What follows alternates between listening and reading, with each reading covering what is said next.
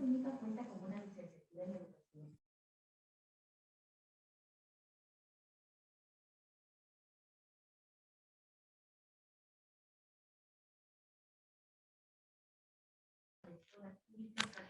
Bienvenidos a la sala 2. Florencia, bienvenida nuevamente. Continuamos con tus ponencias. A continuación, tendremos la participación de 3 ponentes. Como decíamos, María Antonia González, Yanaina Hirata y también Florencia Zafiro, quienes disertarán acerca de desafíos para el acceso a los servicios educativos para niñez en movilidad urbana. Tenemos la dinámica para esta reunión, son 3 preguntas. Aprovechando que Florencia Zafiro está en la palabra, indicaría las 3 preguntas. ¿Cuáles son los desafíos para el acceso al servicio educativo para la niñez en movilidad? Sería la primera, por favor. Para las 3 preguntas tenemos 4 minutos. Agradeceré la brevedad. El otro sería, o te hago una pregunta por cada uno. Tenemos casi 1 minuto. Segundos, por favor. ¿Cuáles son los desafíos para el acceso a los servicios educativos para la niñez en movilidad? Perfecto. Muchas gracias, Otto, nuevamente. ¿Comienzo entonces? Perfecto. Bueno, es una pregunta compleja y difícil de resumir, pero es importante considerar que hay ciertos desafíos para el acceso a servicios educativos para la niñez en movilidad que son estructurales, que están vinculados a los sistemas de educación y sus características, y algunos específicos para las personas migrantes, refugiadas y desplazadas. Los desafíos estructurales de los sistemas educativos se han visto exacerbados por la pandemia por COVID-19 y están relacionados con la ausencia de infraestructura necesaria, con el déficit de financiamiento del sistema educativo, con la falta de plazas y cupos en las escuelas y con la falta de dotación de personal educativo. Pero también existen desafíos importantes vinculados específicos a este grupo prioritario que tiene que ver con los desafíos normativos, en términos de la documentación que le estamos exigiendo a estas poblaciones, el estatus migratorio, las barreras de acceso a beneficios complementarios del sistema educativo, como por ejemplo alimentación, y también el reconocimiento de estudios y ubicación en grados.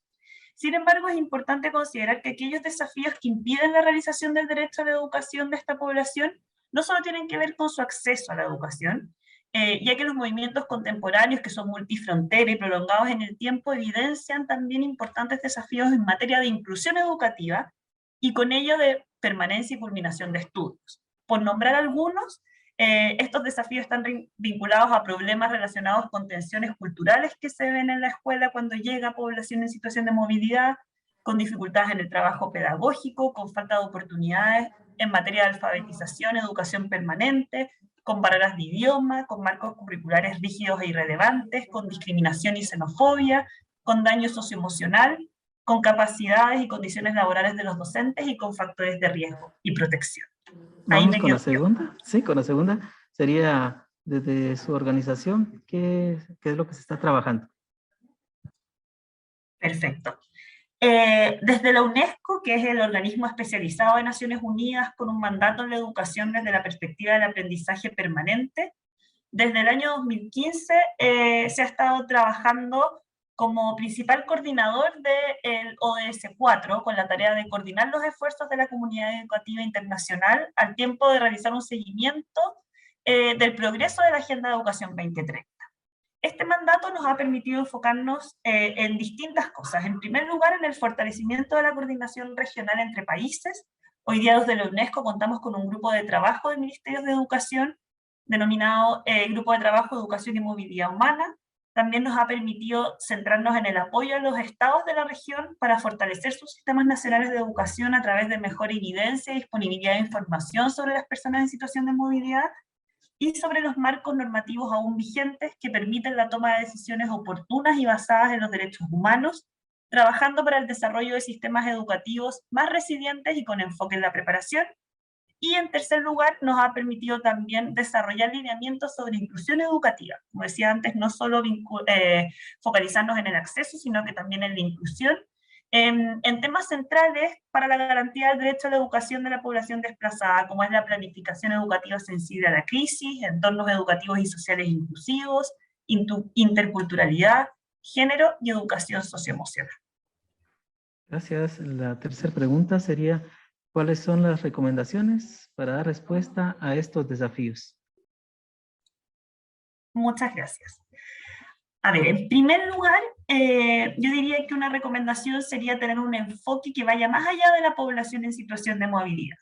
Los contextos actuales, las crisis múltiples y prolongadas, nos exigen pensar en transformaciones de los sistemas educativos que consideren también las necesidades de la población de acogida, es decir, estas comunidades educativas que están recibiendo a personas en situación de movilidad. Solo transformaciones de este tipo nos permitirán conectar las respuestas humanitarias con las políticas de desarrollo y la construcción de paz. Y esto significa también no solo atender a los desafíos específicos que surgen con la llegada de población en situación de movilidad, sino que también a los desafíos estructurales de nuestros sistemas de educación. También hay recomendaciones en términos de marcos normativos para la inclusión educativa de esta población. Ahí se podría recomendar, por ejemplo, la flexibilización de los requisitos de documentación que le estamos haciendo a población en situación de movilidad, asegurar acceso sin distinción a beneficios complementarios como alimentación, becas, materiales de enseñanza y aprendizaje, transporte, y también buscar vías de regularización migratoria para esta población. Y como último, dejaría algunas recomendaciones para nuestros sistemas de información y gestión educativa, como es fortalecer las áreas de los ministerios de educación que levantan datos y producen estadísticas, así como aquellas que realizan los análisis de datos, impulsar el trabajo en conjunto entre países para potenciar la generación de más y mejores datos y para tener un mayor análisis de la información y la definición de baterías de indicadores compartidas. Aquí desde la UNESCO estamos trabajando en un marco regional de monitoreo para estudiantes en situación de movilidad que busca, por supuesto, un trabajo coordinado entre distintos ministerios de la región. Muchas gracias. Gracias por compartir, Florencia. Por favor, estará nuestra ponente Yanaira Hirata. Hola, buenos días a todos y todas. Buenos días, bienvenida. Bien, igual es la misma batería de preguntas para cada uno. La número 1 sería, ¿cuáles son los desafíos para el acceso a servicios educativos para la niñez en movilidad? Vale, muchas gracias, Otto. Pues para complementar un poco los puntos que ya Florencia mencionó, que yo creo que son puntos importantes, desde la perspectiva estructural, los servicios educativos, desde la perspectiva de la operación, entonces nosotros que trabajamos como ONGs y tratamos de poder apoyar el acceso a la educación para la población en desplazamiento, migrante, refugiada. Hay un tema también que es el tema de la información. Entonces, si esas familias que están migrando, esas personas que están migrando, están en proceso de desplazamientos, tienen la información para saber sus derechos y cómo pueden acceder a las oportunidades educativas. No solamente formales, pero también cuando están de paso en el país, tener oportunidades educativas para niños, niñas en espacios, por ejemplo, como albergues, que muchas veces no lo tienen, pero es fundamental para que los niños y las niñas se puedan seguir estudiando de alguna forma y también pensemos desde un punto de vista de educación de emergencia, poder trabajar temas, por ejemplo, vinculados al apoyo psicosocial, que es fundamental para garantizar sus derechos y su bienestar. Entonces, yo pensaría que este es ahí está un desafío de información y de necesidad. Desde un enfoque más de género, que es el tema que Plan trabaja fuertemente en el Triángulo Norte, estaría, por ejemplo, todo lo que está vinculado a las normas y el estereotipos de género. Entonces, por ejemplo, si tú agarras datos, por ejemplo, como el embarazo temprano, en Honduras, 757 niñas y adolescentes entre 10 y 14 años se convirtieron en madres. Esos son datos de 2020. Si agarras, por ejemplo, Guatemala, diariamente de 7 niñas menores de 15 años y 174 adolescentes entre 15 y 19 años se convirtieron en madres. Eso significa que seguramente esas niñas no van a poder seguir estudiando. Eso se vuelve una barrera de acceso a la educación. Y ahí también hay los temas de violencia de género. Entonces son países que ya tienen como un histórico y son muy marcados por temas de violencia de género, el embarazo adolescente, que afectan directamente el acceso a la educación de las niñas, pero también de los niños. Entonces, por ejemplo, todo lo que son las normas de género o las expectativas acaban llevando, por ejemplo, esos países también sufren, por ejemplo, con temas de las pandillas. Entonces, esos niños que están en paso o están en contextos de alta vulnerabilidad pueden ser fácilmente reclutados por las pandillas locales, ¿sí? Y también hay un tema que es como poner la responsabilidad a los niños de poder colaborar por los ingresos de la casa. Entonces, el niño tiene que elegir entre estudiar o ir a trabajar y lograr egresos. Entonces, esas son barreras sociales que también tal vez son un poco invisibles, pero aunque tú tengas las condiciones desde un nivel estructural, si no miras también las condiciones sociales del país al cual están llegando, es muy difícil garantizar el acceso a la educación. Gracias, Yanaira. Vamos con la segunda pregunta. Sería, ¿qué es lo que se está trabajando desde su organización? Bueno, desde Plan nosotros tenemos dos proyectos regionales en el Triángulo Norte, que trabaja justamente en México, Guatemala, El Salvador y Honduras. Uno de esos proyectos se llama Camino Protegido y es trabajado juntamente con Child Fund. Y hay otro también trabajado con Save the Children, y ahí está muy enfocado justamente en ver soluciones para las personas, los niños y niñas que se van a establecer en un país por un tiempo, y también para aquellos que están solamente de paso. ¿Cómo garantizar dos intervenciones que tal vez tengan una característica más de largo plazo y otra de corto plazo que pueda ayudar a que este niño, niña, adolescente no se desvincule totalmente del proceso educativo, porque una vez se queden más de 2 años fuera del sistema educativo, las posibilidades de que no regresen son muy altas por temas de justamente de las vulnerabilidades que les afectan cuando están en esos países que están de paso o intentando llegar a un país y muchas veces no lo llegan. Entonces, ahí cómo se establecen en ese país que los va a recibir. Entonces, yo creo que las ONGs principalmente están trabajando mucho con esas dos principales miradas. Creo que por aquí es cerro.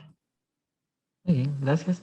Y la última pregunta sería, ¿cuáles son las recomendaciones para dar respuesta a estos desafíos? Yo creo que ahí una recomendación es mirar el tema del acceso a educación. La escuela es un espacio que muchas veces garantiza la seguridad de esos niños y niñas.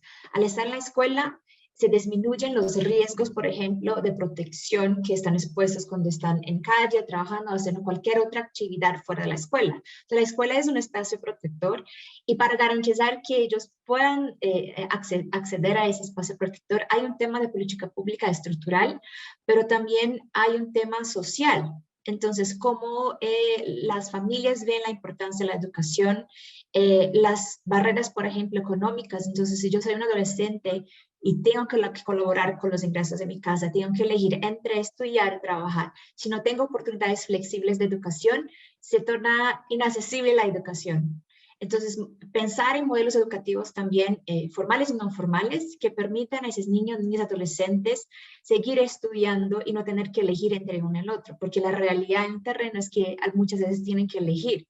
Entonces, yo creo que hay también un poco las recomendaciones en mirar el acceso a educación de una forma multifactorial. ¿Cuáles son los factores que pueden volverse barreras, no solamente en términos de educación, pero social, económico, de creencias?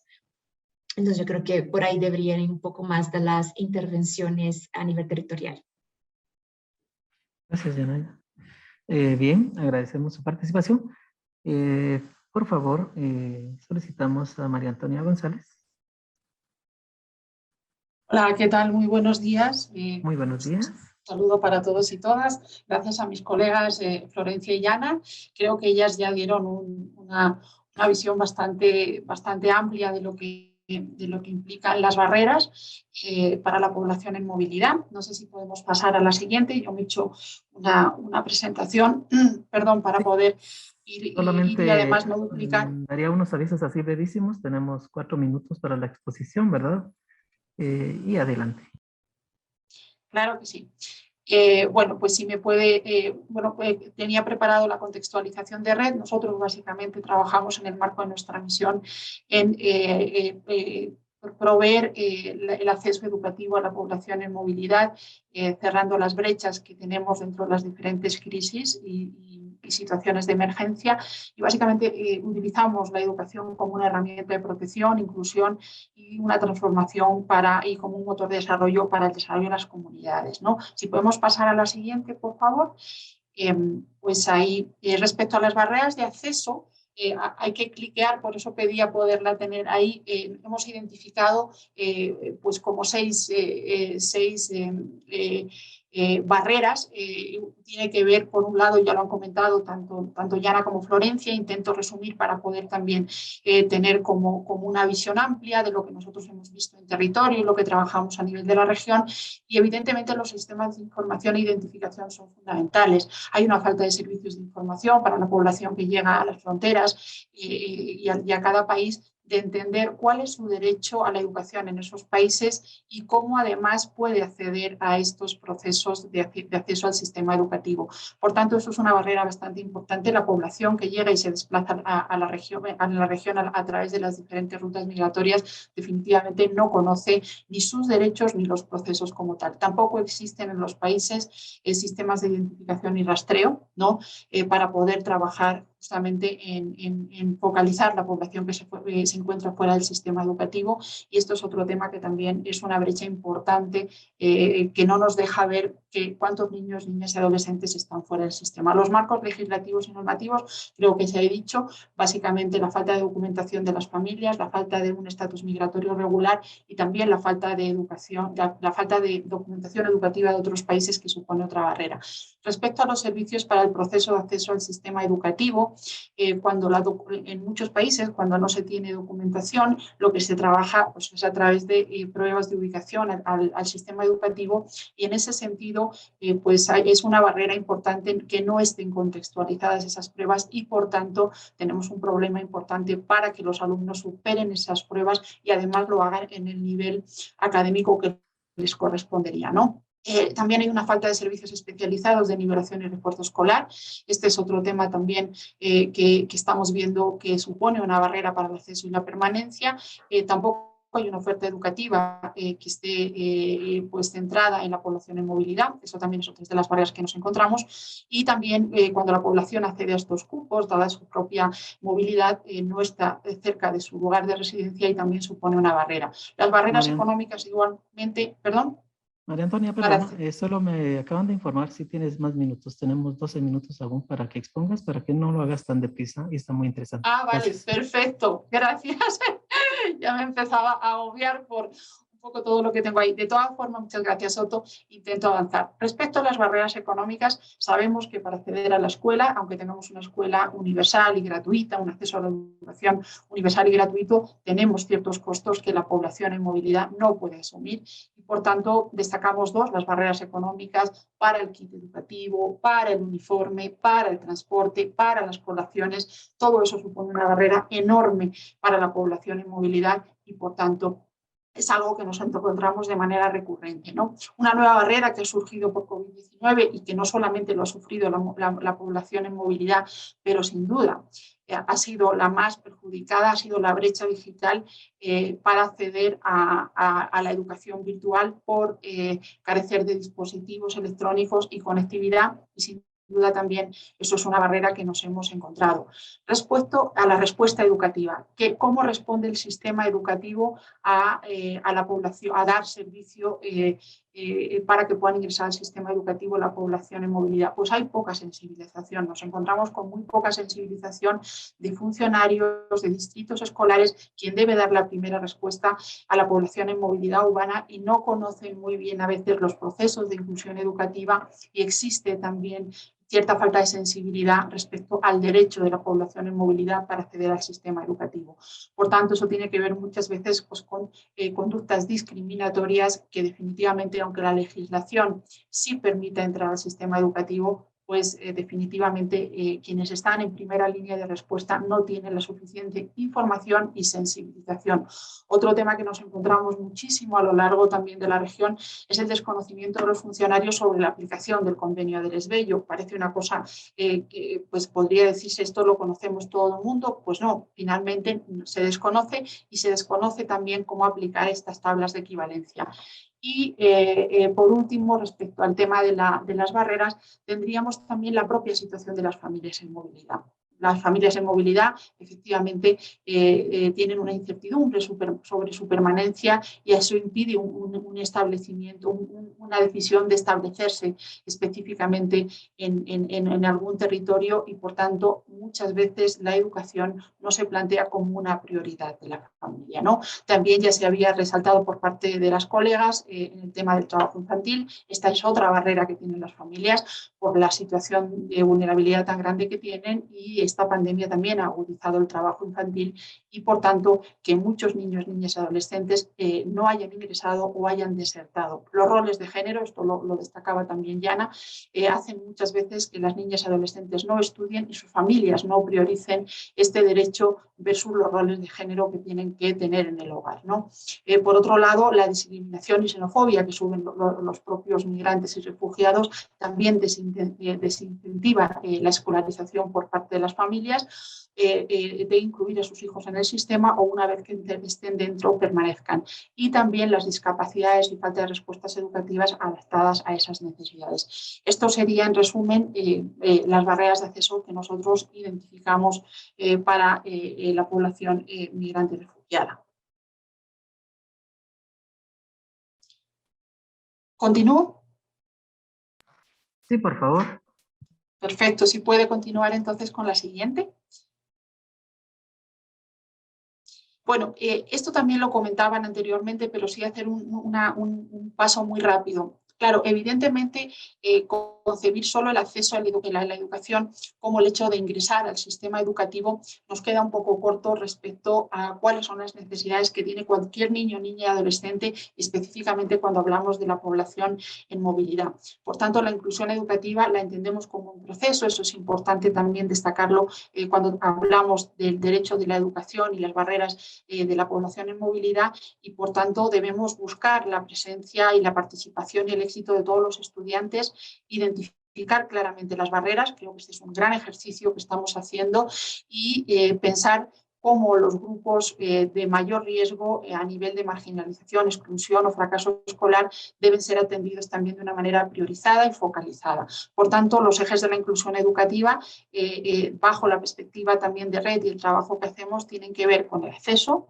la permanencia, aprendizaje, el éxito, obviamente, la educación y la promoción, ¿no? Entonces, esto en esto basamos nuestra intervención en la región. Si podemos pasar a la siguiente, por favor, y les podemos explicar también de una manera muy gráfica cómo nosotros trabajamos. Si damos algún clic más, creo que me faltan algunas todavía imágenes ahí, si es tan amable. Porque no sea ya. Perfecto, muchísimas gracias. Entonces, ¿qué hacemos? ¿Cuál es la labor de red respecto a la atención y la inclusión educativa de la población en movilidad? Pues básicamente lo basamos en esta ruedita y en estos procesos que tienen que ver con lo que hablábamos en las barreras de la identificación de los niños, niñas y adolescentes fuera del sistema educativo, ¿no? Y lo trabajamos a través de remisiones con otras organizaciones del panorama pues de las organizaciones que trabajan en educación en emergencia y a través de rastreos que nosotros hacemos en las comunidades, ¿no? Y en las diferentes zonas de asentamiento. A partir de aquí, cuando identificamos niños, niñas y adolescentes fuera del sistema educativo, pues nosotros trabajamos caso a caso y levantamos una ficha de vulnerabilidad y de identificación de esa población, de sus necesidades a nivel global, donde nosotros definimos cuáles serían pues, las rutas de atención que tendrían no todas las provee Red, las que nosotros proveemos las ejecutamos y las que no, pues las referenciamos a otras organizaciones y al propio sistema público. Respecto al sistema educativo, entendemos bien cuál es la necesidad de ese niño o niña adolescente, entendemos la situación de la familia, su vocación de permanencia, en definitiva, todos los factores que van a ser fundamentales para darles una respuesta adecuada. A partir de ahí, entendiendo cuál es su situación, si tienen documentación, si no la tienen, qué nivel de rezago tienen, pues nosotros hacemos una prueba de ubicación también interna para entender cuál es su situación y a partir de ahí iniciamos el proceso de todo el trámite para que puedan acceder al sistema educativo, empezando por toda la obtención de matrícula y en los casos sin documentación y donde se requiere, pues trabajamos para poder hacer un examen de ubicación y que puedan ingresar al año académico, pero también más cercano a su edad biológica para evitar un mayor rezago y una deserción. Por tanto, este es el acompañamiento que hacemos desde Red en los diferentes países para asegurarnos que esta población, que estos niños, niñas, adolescentes obtienen un cupo.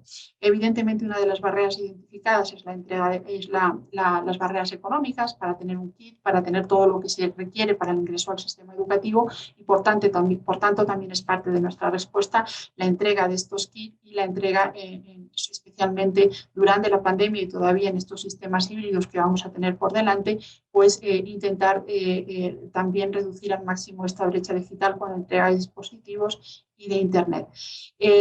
Como hablábamos, como refería en la diapositiva anterior, el acceso ya es un éxito, ¿no? Poder hacer que se rompan las barreras de acceso es súper importante, pero el gran reto respecto a la inclusión educativa es la permanencia y el aprendizaje, evidentemente, y en ese sentido trabajamos dentro de nuestras oficinas con espacios permanentes de nivelación, de refuerzo académico, de apoyo psicosocial y también de nutrición. Perdón, me faltaba una nada más, ya la termino y para un poco cerrar este círculo, lo que trabajamos también es con un fortalecimiento institucional, con las escuelas y unidades educativas que acogen a la población en movilidad y lo que hacemos es fortalecer las capacidades de los docentes fundamentalmente, pero también del personal que debe proveer pues, servicios de apoyo psicosocial y acompañamiento familiar con nuestra metodología Comunidades Educativas Inclusivas y con el curso Creando Aula que ha surgido del grupo regional y que nosotros también como red implementamos en diferentes países de la región. Y para cerrar esta parte, nuestros procesos son con un seguimiento caso a caso y para garantizar que esta inclusión educativa realmente sea real, también debemos trabajar con las familias para que tengan opciones de establecerse en el país y esto lo hacemos con diferentes programas que lo que llevan a su integración económica en los países. No sé cómo voy de tiempo, esa sería la parte de lo que trabajamos, ¿no? Respecto a las recomendaciones de acceso, entiendo que continúo, pues creo que es importante cerrar esas brechas que hemos identificado. Para nosotros, donde trabajamos, en los países donde estamos, intentamos articular y coordinar información para la población que está arribando a los países, tanto en la zona, en los puntos de entrada, albergues, espacios temporales y en los diferentes tramos de la ruta migratoria para que tengan justamente esa información sobre el derecho a la educación y los procesos. Es importante también que los estados y el sistema de cooperación y de asistencia humanitaria establezca un sistema de rastreo, ¿no? De qué niños se encuentran fuera del sistema educativo. Es importante también que haya tanto a nivel del Estado y de las propias organizaciones que damos respuesta y acompañamos a las familias de tener servicios de atención y acompañamiento para acceder justamente al sistema educativo y romper esa primera barrera. También mejorar los marcos normativos y además sensibilizar y hacer conocer a los funcionarios sobre esta normativa. Justamente aquí pongo la tabla de equivalencia entre países del convenio Andrés Bello, que es una situación muy fácil y que podríamos también armonizar para que todos los funcionarios pudieran conocer este convenio y priorizar la entrega de kits educativos a los niños, niñas y adolescentes en movilidad, ¿no? Que son los más vulnerables. Si podemos continuar, por favor, y creo que ya para ir concluyendo tendría la última... la última diapositiva, creo que tengo una más, si me da tiempo, me avisa Otto cuánto tiempo tengo. También es importante para la continuidad y la permanencia programas de asistencia humanitaria, ¿no? Apoyo psicosocial, integración socioeconómica, programas de acompañamiento integral para niños y niñas en movilidad en riesgo de abandonar el sistema educativo una vez que ya están dentro. Eso es fundamental, como hemos dicho, con nivelación, con refuerzo y acompañamiento pedagógico y psicosocial. Otro eje clave es el fortalecimiento de las habilidades y el conocimiento de la comunidad educativa acerca de la inclusión educativa, la educación en emergencia y también la capacitación a los docentes sobre los estándares de protección de la infancia y las rutas y protocolos de atención en el caso de vulneración de derechos. Y una más muy rápida para contemplar un poco cómo podríamos ver o qué recomendaciones o aspectos a tomar en cuenta, si me ayuda con esta sí la última diapositiva, que tendría pues un poco para que podamos mirar gráficamente qué implicaría pues que la población en movilidad tenga éxito, ¿no? Pues básicamente lo que hemos estado hablando, el acceso y la continuidad, pues es fundamental en la eliminación de barreras, la integración de las familias en las comunidades de acogida y su permanencia en el país, reducir la brecha de aprendizaje y atajar el rezago escolar de los niños, niñas y adolescentes para progresar adecuadamente en el sistema educativo. Pues también reducir esa brecha de documentación y estatus migratorio para que no condicionen la obtención de títulos que certifiquen la combinación de estudio y también pues tener mecanismos ágiles para homologación de los títulos de bachillerato, que en muchos casos pues sí hay ciertas dificultades y eso pues es una barrera también para continuar con estudios superiores o técnicos. Eso de mi lado, muchas gracias. Bien, por favor, ha ingresado una pregunta para las dos organizaciones que están también acompañándonos. Es básicamente, perdón, para las tres organizaciones, sus aportes para la continuidad educativa, me están indicando, por favor.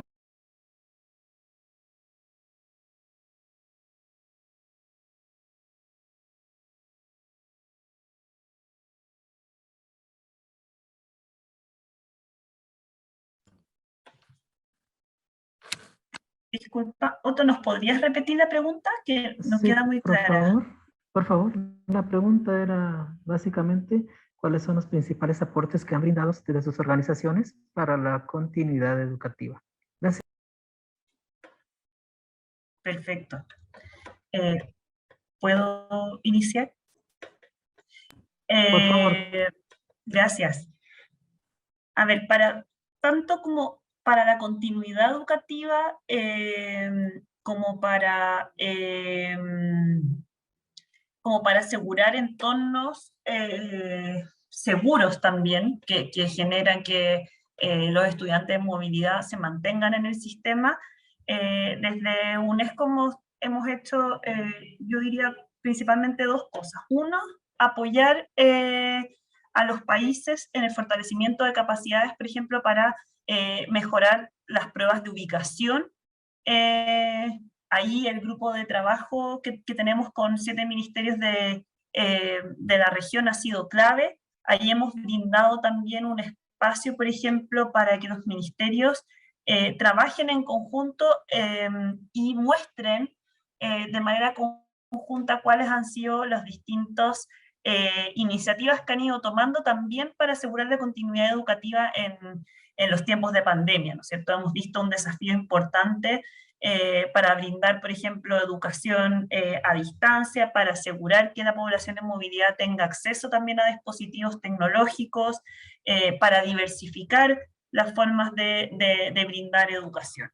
Y otro elemento importante que, bueno, también María Antonia lo mencionaba y que creo que es un esfuerzo del Grupo Regional de Educación, tiene que ver con brindar herramientas para docentes, como es el curso Creando Aula, ¿no es cierto? Que es un esfuerzo conjunto que tiene que ver con preparar mejor a los docentes para brindar un servicio educativo y también para generar mejores prácticas de aprendizaje que generen pertinencia cultural, que generen adherencia en esta población. Creo que los esfuerzos han ido un poquito por ahí, como decía, clave el fortalecimiento de capacidades de los ministerios de educación para brindar mejores respuestas específicamente en estos tiempos de pandemia en que nos hemos visto bastante desafiados. Imagino que Yana y María Antonia van a complementar. Sí, agradezco. Sí, es lo del contexto de la pandemia. Gracias. Pues sigo yo, después pasar la palabra a María Antonia. Yo creo que ahí a las intervenciones a nivel territorial han hecho varios esfuerzos, por ejemplo, de poder ofrecer oportunidades educativas para población migrante, no solamente como oportunidades online, pero oportunidades offline. Eso significa, por ejemplo, entrega de materiales impresos.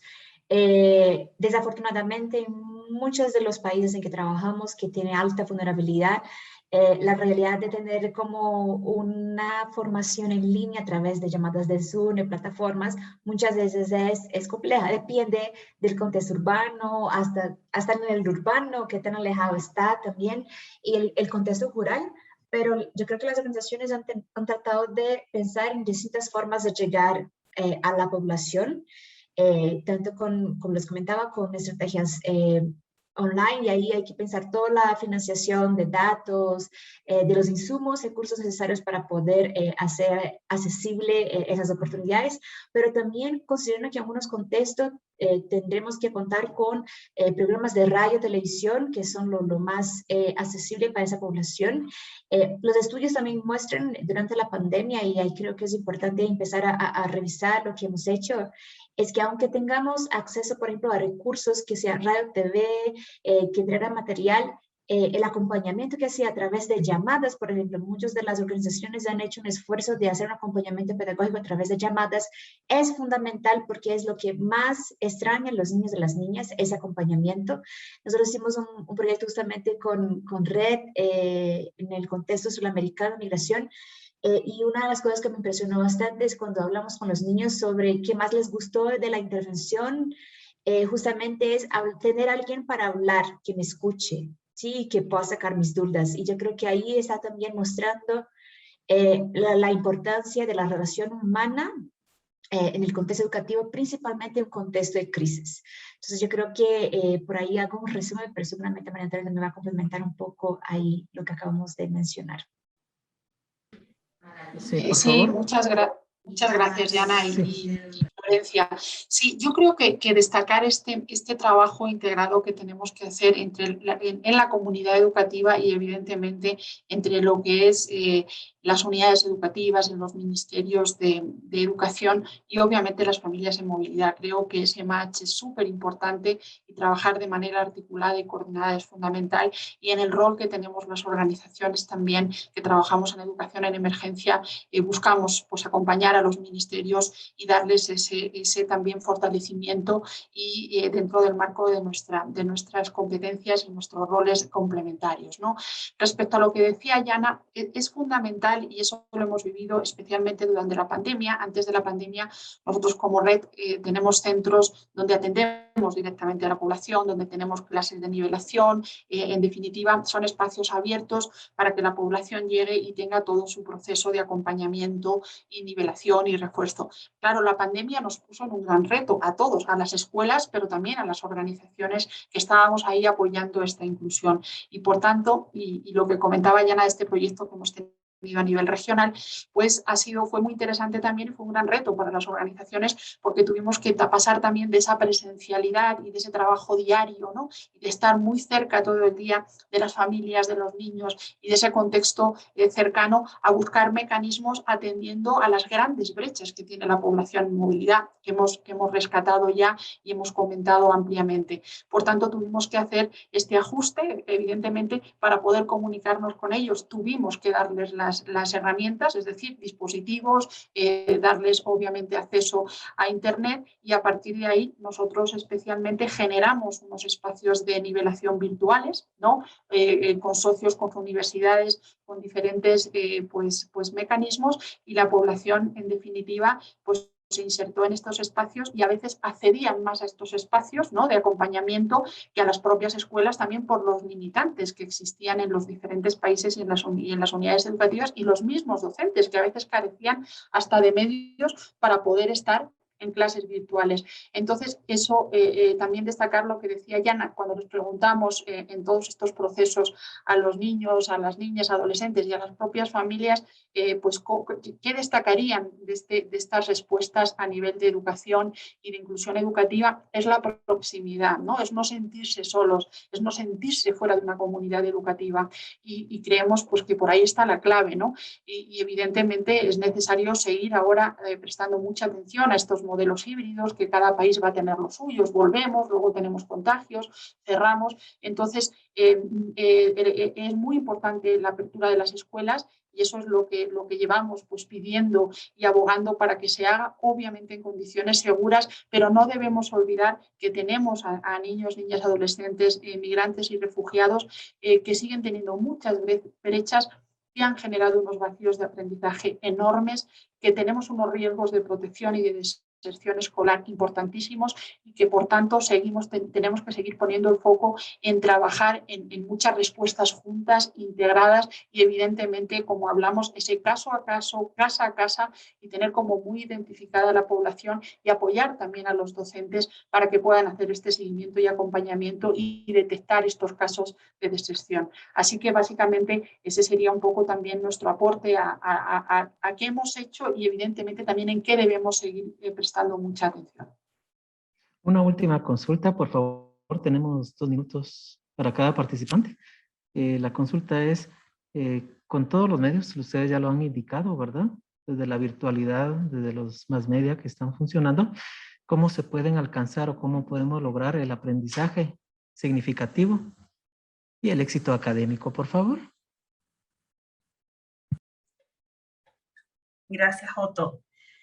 Bueno, creo que no hay una receta única para esto, ¿no es cierto? Y sin duda todavía estamos aprendiendo cómo funcionan estos modelos híbridos. Yo creo que en el caso de la población en movilidad y muy vinculado a lo que yo mencionaba antes, creo que el aprendizaje significativo se logra cuando tenemos prácticas, por ejemplo, de aprendizaje que tienen pertinencia cultural, que logran adherencia de la población, que no buscan que ésta se tenga que acomodar a la comunidad que la acoge, sino que reconoce sus particularidades, reconoce su historia. Yo creo que esas son prácticas que son significativas, y también al mismo tiempo, como dije anteriormente, cuando también reconocemos que las comunidades educativas se están transformando también al recibir a población en situación de movilidad. Es decir, que no tenemos que hacer estrategias diferenciadas que lo que hagan sea segregar en el fondo a la comunidad de acogida y a las personas en movilidad, sino que pensarlos como parte de un todo, de una misma comunidad. Hemos visto que cuando tenemos estrategias de aprendizaje diferenciadas o segregadas, esto suele generar mucho resquemor en las comunidades de acogida, lo cual después se traduce en expresiones de xenofobia, de racismo, etc. Entonces yo creo que por ahí podría ir, pero sin duda no me atrevería a asegurar cuál es como la vía del éxito, considerando que todavía estamos en pandemia, ¿no es cierto? Y que todavía nos estamos ajustando a estas nuevas modalidades y no sabemos tampoco por cuánto tiempo se van a quedar. Gracias. Gracias, gracias, Flor. No, yo lo que agregaría tal vez a lo que Flor comentaba también, seguramente no hay una fórmula mágica, pero yo creo que uno de los grandes retos que los profes están enfrentando, si hay un modelo híbrido o si hay modelos presenciales o 100% en línea, es la adaptación curricular. Entonces, tenemos como un reto fuerte ahí porque tenemos muchas veces como mallas curriculares, estructuras curriculares muy estructuradas, poco flexibles. Entonces, el docente, si no siente que hace parte de una comunidad, que no tiene el apoyo de la comunidad, es muy difícil adaptar el currículo considerando las necesidades. Considerando las necesidades tanto de la población migrante, la población local, pero sin una adaptación curricular apropiada, queda muy difícil asegurar un aprendizaje significativo en contextos de emergencia. Entonces, yo creo que ese es un punto importante a trabajarse mucho con los ministerios, pero no solamente con los ministerios, pero las autoridades locales, los docentes y la comunidad en sí, porque muchas veces en el proceso de adaptación curricular es donde también podemos hacer, elegir lo que es significativo para ese momento específico que estamos viviendo, ¿sí? Entonces, yo creo que pensar en para qué me sirve ese aprendizaje en específico en ese contexto. Y no solamente como dar el contenido sin pensar la relevancia para el momento que está viviendo la población local en esa comunidad. Yo creo que eso sería un punto importante. Voy a dejar una guía acá en el link de una guía de adaptación curricular que les puede servir también. Y paso el micrófono para María Antonia. Muchísimas gracias. Bueno, para no abundar en lo que comentaba Florencia y Yana, pero yo creo que viendo un poco en qué situación pues hemos tenido que brindar la respuesta en esta pandemia, creo que para todos está claro, y si no, pues creo que nos tenemos que poner en esa mirada que la forma de responder a las emergencias ha cambiado, ¿sí? De que ya no podemos hacer esta distinción entre momentos de paz y momentos de guerra, es decir, momentos donde estamos trabajando normalmente, donde vivimos normalmente, y momentos donde vamos a tener crisis, ¿no? Y entonces solo nos preparamos para la crisis para ver cuándo llega. En el sistema educativo, lo hemos hablado esto muchas veces, creo que con algunos de ustedes lo hemos conversado ampliamente, cuando estábamos juntos respondiendo a alguna situación de crisis o emergencia, un terremoto, una situación muy concreta, ¿no? Pero es la primera vez a nivel educativo y en otros sectores también, pero en el ámbito de la gestión de riesgos y la educación es la primera vez que damos una respuesta a través de estas pantallas, ¿no? Y además para llegar a la población más vulnerable, como es la población en movilidad. Por tanto, ¿cómo podríamos garantizar el aprendizaje o cómo seguimos generando sistemas fuertes educativos para garantizar el aprendizaje en la peor situación en la que hemos tenido que responder a una emergencia educativa?